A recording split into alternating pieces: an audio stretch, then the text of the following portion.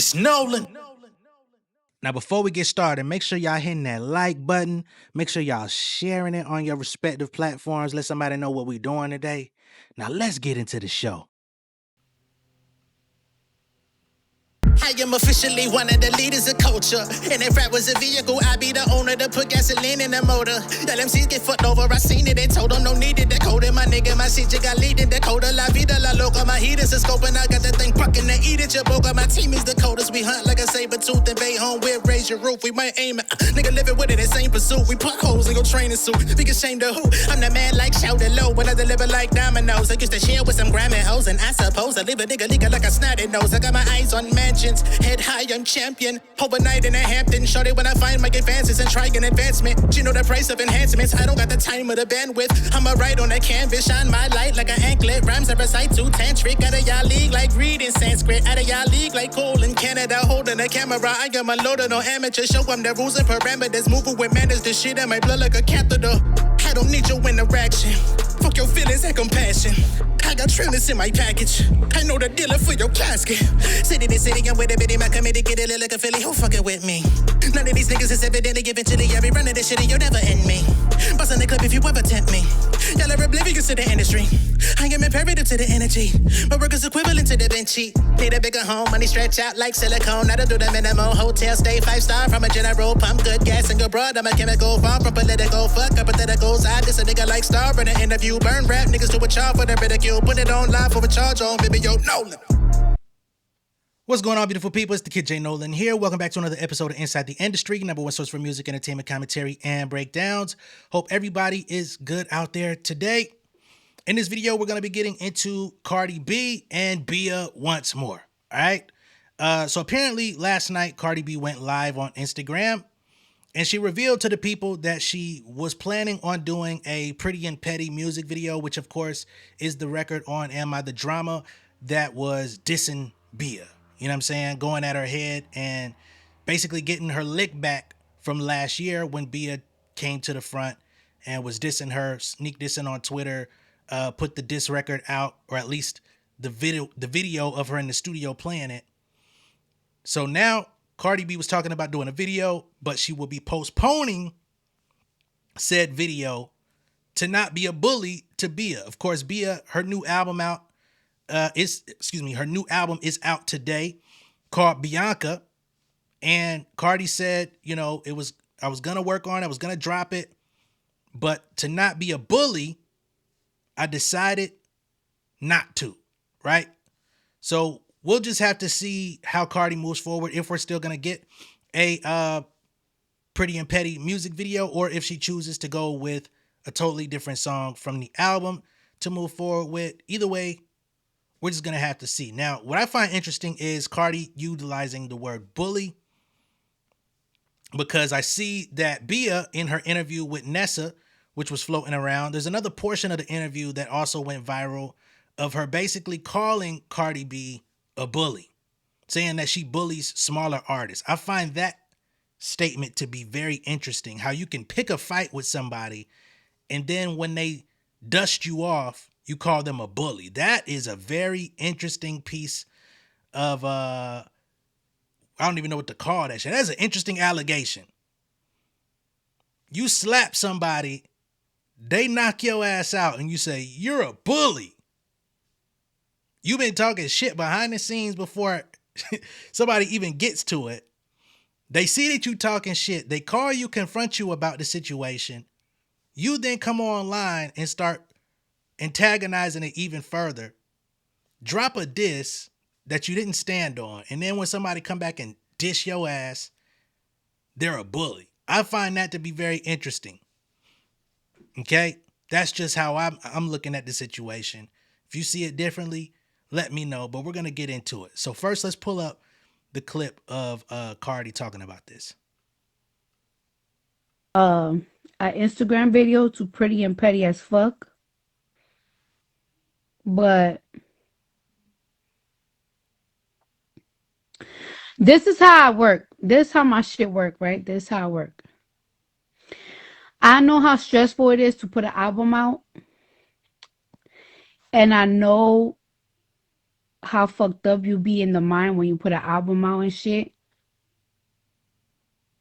So I feel like if I do a video to Pretty and Petty as Fuck this week, or like today, cause not yet today,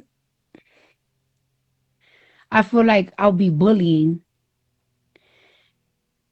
And I don't want to feel like a bully because when I bully, then God takes from me.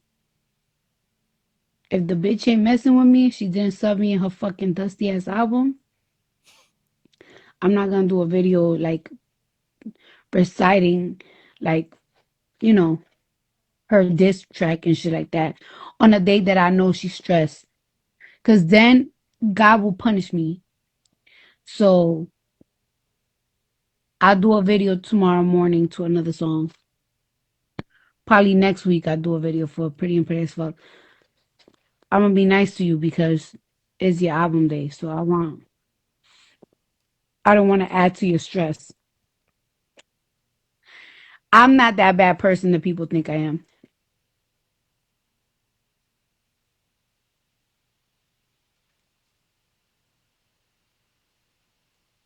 All right, so that's Cardi, and she says that she's going to postpone the Instagram video for Pretty and Petty because she doesn't want to bully BIA on her album day because the album did drop this morning, right? And I guess she feels as though if she comes out and drops the Pretty and Petty Instagram video where she's dissing BIA, it's going to take all the attention away from her album and just add even more stress, antagonize her even further while she's trying to get her album out. We already know BIA is a smaller artist, but she is a major label artist nonetheless. She's an artist that's been around for a long time. She's got a couple joints under her belt. I know people say they can't name no BIA songs. I'm not going to sit up here and lie like I don't know none, right? Clearly, I talked about a whole lot of money yesterday.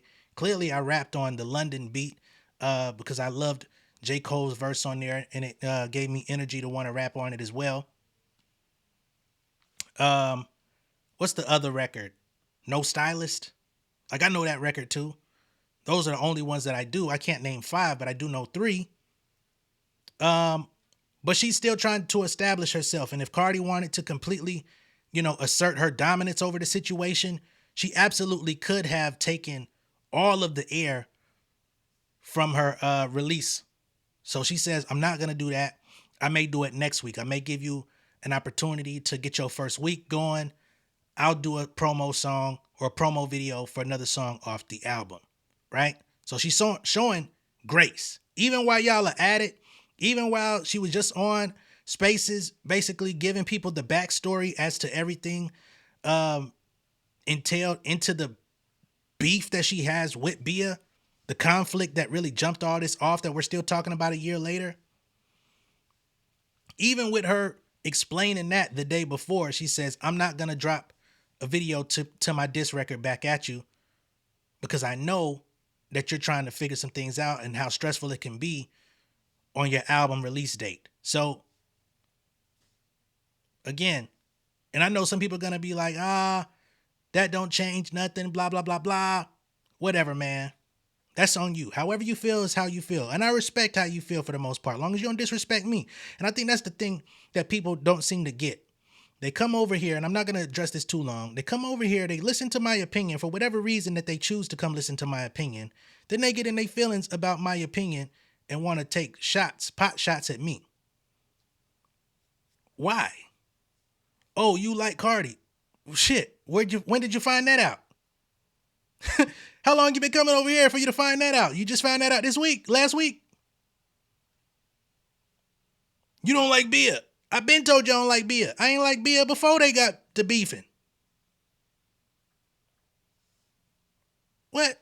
I ain't got nothing against her, but I don't care for her music. I listened to her last project. There was nothing notable on it to me. And that was before all the bullshit. Now let's get back to BIA's interview at Hot 97, where she called Cardi a bully. She says she doesn't want to be cool with people who record conversations, which I find to be a very interesting statement. If you're pulling behind the scenes bullshit, you're out here spreading rumors to people behind the scenes, and they confront you and they decide to record the call for proof later.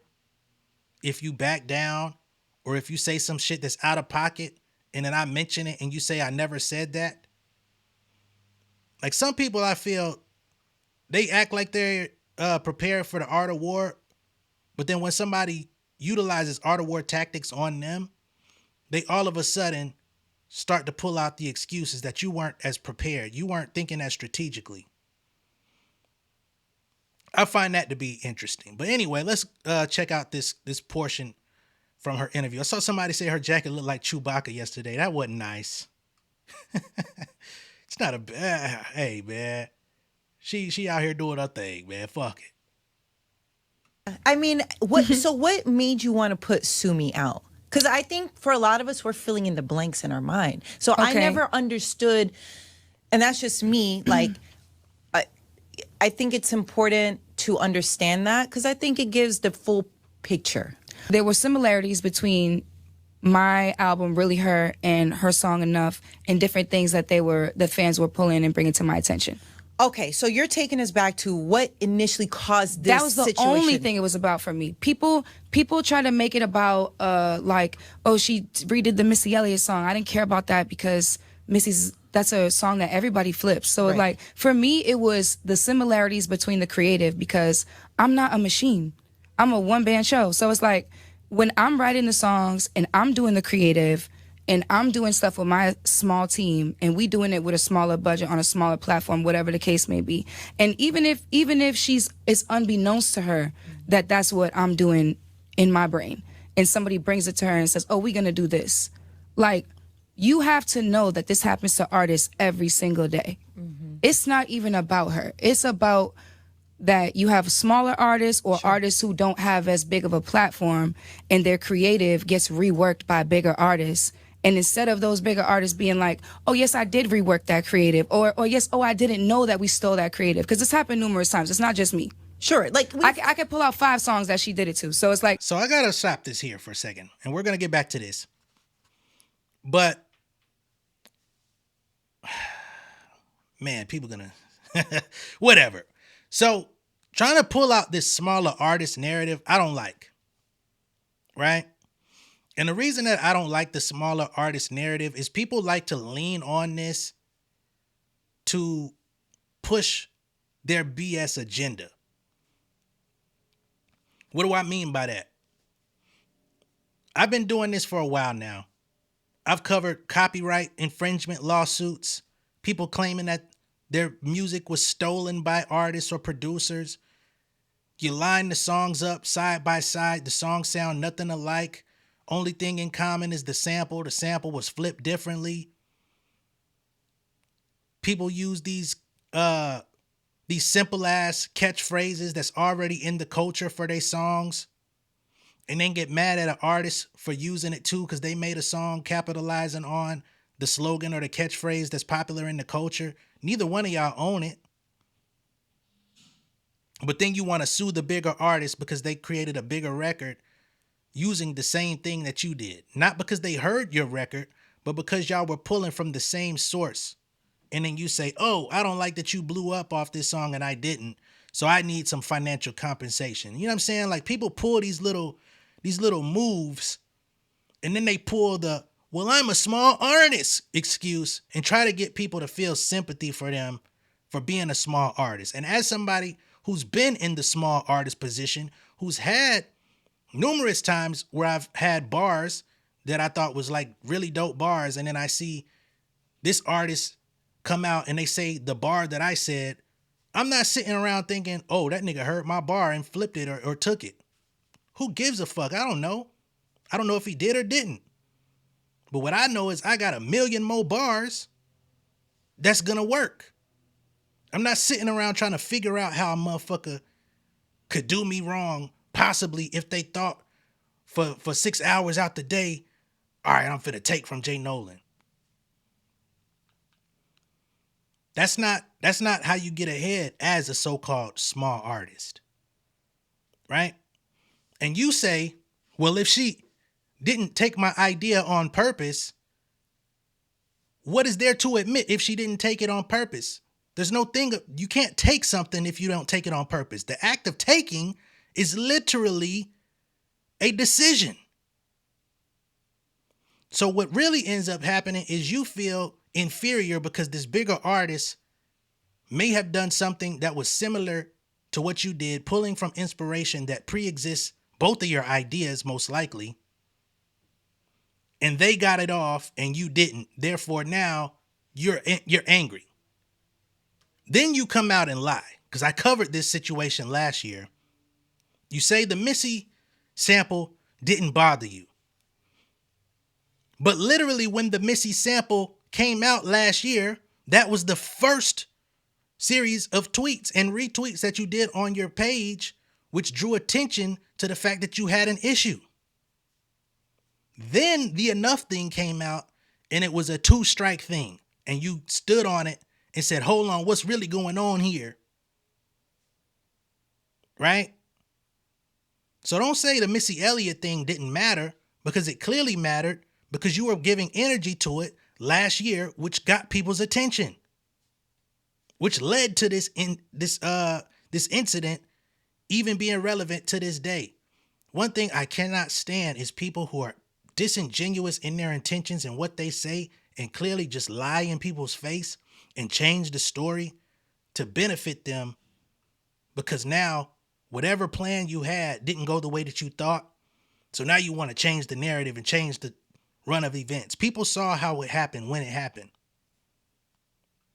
Now, Nessa probably wasn't as tuned in. She's got a radio job. She's got so many other things on her agenda that she has to pertain to.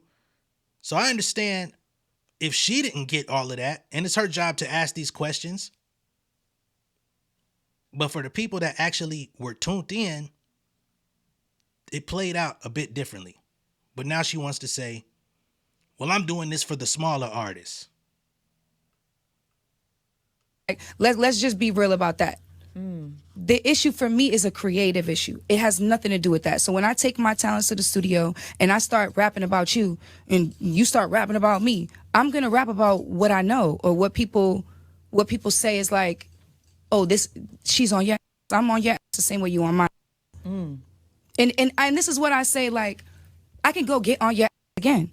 But it's like, girl, enjoy your pregnancy. You know what I'm saying? Go enjoy your pregnancy. I don't want to get on your ass again, say something that's going to hurt your feelings, make me look like the bad guy because I'm talking about somebody with a baby. Like, no, that's not the energy I'm on, you know? Mm-hmm. Like, I don't want that to come back to me. My mother didn't raise me to be dragging a pregnant lady. Yeah, no, that's out. Yeah. No, even that situation that you just explained, couldn't that have been like a, hey, let's talk on the phone and figure this out? It started on the phone, and she called me screaming like 15 times back to back. So it's like, once respect is out the window. Like, but the yelling was because of sue me. No, the yelling was because I liked the tweet. For the similarities between the creative. I get it. Okay. So you want to hold and like shut smaller artists down and bully. It's not about no damn smaller artists. And before people misconstrue me, right? Because they say, well, you're getting angry and you're cursing Bia out. I'm not. I'm literally just talking about the situation. It just happens to be Bia and Cardi. But this situation happens numerous times. I've covered it in the same tone of voice numerous times. Just go through the videos. I have so many fucking videos. Just go through them and listen to the way I speak in each video. It's not some foreign situation, right? But the thing is, as an artist, and you've been in the industry, as in Bia specifically, she's been in the industry, since 2012, 13, something like that. She took off in 2018, 19, 20, somewhere around there with the Whole Lot of Money shit. And I know she had other records before that. But with that much experience in the industry, you've been in this over 10, 12 years, then you should understand that not every idea you come up with is some Albert Einstein theory. Like you're not Newton coming up with some shit for the first time and revolutionizing the game. Everybody's doing a lot of the same shit. Look at the fucking industry at where we're at. We got artists that look alike, sound alike, make the same songs, make, you know what I mean? The same flows, same usage of words. The slang is not even regional no more. Everybody uses the same slang no matter where you're from now. Like, this is the industry that folks chose to partake in. So you should know that if somebody brings you something with the intention of being messy, your first mind shouldn't be, let me play into it. Because at the time, we knew that likes were public. On Twitter, when you like something, they actually would put it in front of people and say that you liked the post.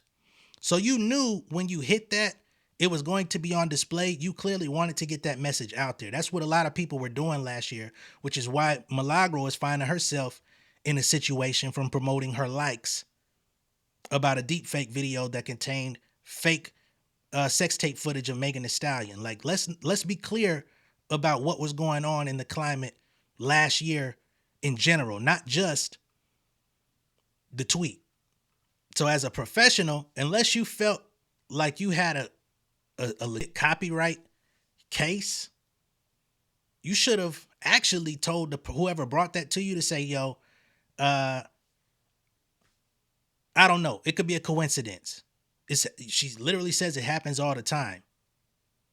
And you acknowledge that the artist may not have deliberately done it. So if the artist didn't deliberately do it, how can you say they took something from you?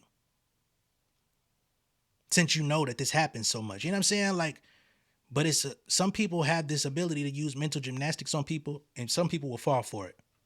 And then when you had the opportunity to talk about it, Cardi did admit that she called you screaming, but she also said that she called you back and was a little bit more rational in the approach. But for whatever reason, y'all weren't able to get on the same page. But she showed you, she said she texted you images and screenshots and videos of when she made the songs, which indicated that y'all were making the records around the same time.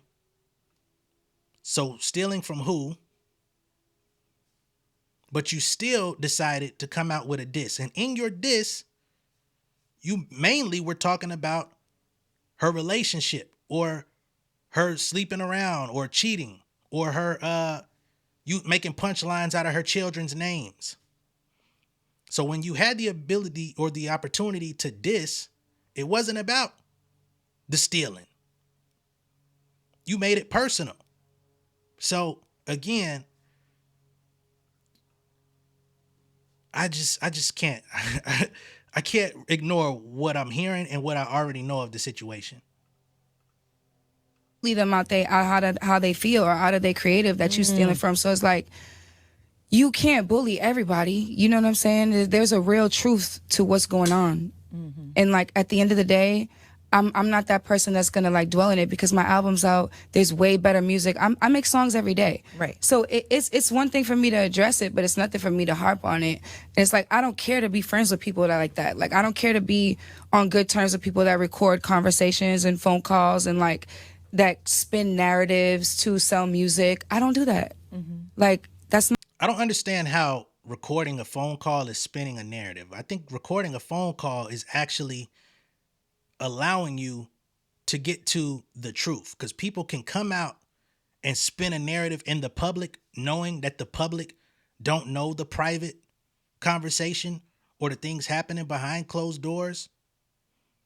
So it's not spinning a narrative. If I come out and say this is what it is, and then I play the phone call that shows people that this is what it is, but you're saying something different, how is that spinning a narrative? Now you could say, oh, you played a portion of the call, but you ain't put the whole call out or something along those lines. But for the most part, number one, I don't think Cardi was asking for your friendship. Number two, what narrative? She just said, I called you. I gave you information. I clarified with you when these songs were being made to show you that I wasn't seeing anything that you put out and copied it. But you continued to stand on this idea, or you still took this situation and utilized it for a moment to create a diss record when I had already clarified to you privately what it was. And then you changed the narrative of what your issue was, because then you want to say, well, you cheating on your husband, or you did this or did that. I don't know. Strange to me. But again, I'm not the judge and jury of this. So people who see it differently, don't come at me crazy. Say your opinion, but don't come at me crazy. Because I've been getting a lot of that lately, and I don't like that shit. It's not my MO.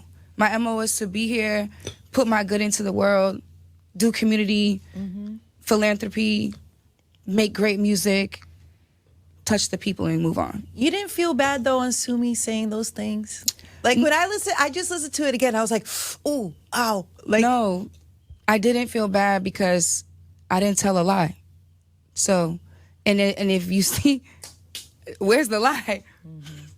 Yeah. I didn't feel bad. And the only thing that I'll say is, like, people try to say I spoke about her kids. I didn't speak about her kids. I didn't speak negatively about her kids. I spoke negatively about her. But I used their names because that's rap. It's wordplay. It's a metaphor. Even if those weren't her kids' names, the bars would have still worked. No. So, like... No. Okay, no. Noted. That's the only part that I see. But we see when people talking about people's kids online all week. That wasn't that. So for that to try to spin that and be like, oh, she was talking about my kids. I wasn't talking about her kids. Like, I wasn't talking about your kids. Like, so it's, yeah. I just wanted to clear that up. Yeah. Bianca's all that 10-10. Look at the label head trying to make sure she promote the album one more time while she talking about it. Come on, man. Oh, I said your kids' names, but I was using it for a metaphor, so I wasn't talking about your kids, but I said your kid's name in my rap. Come on, man.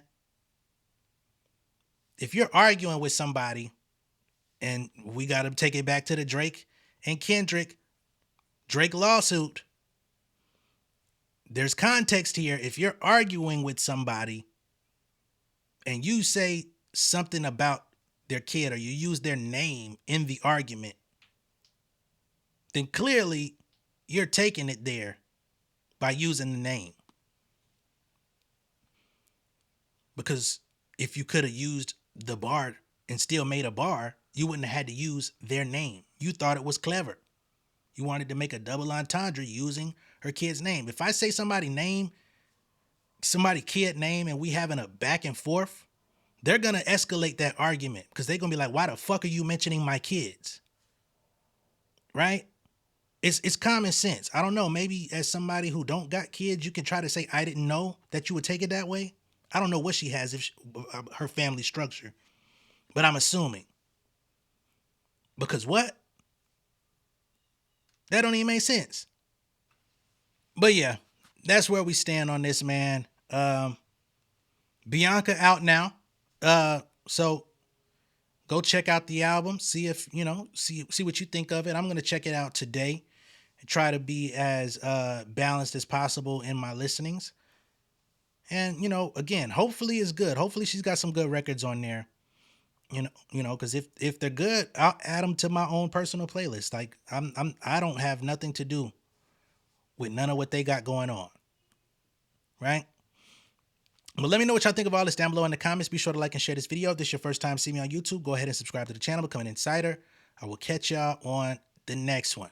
Peace.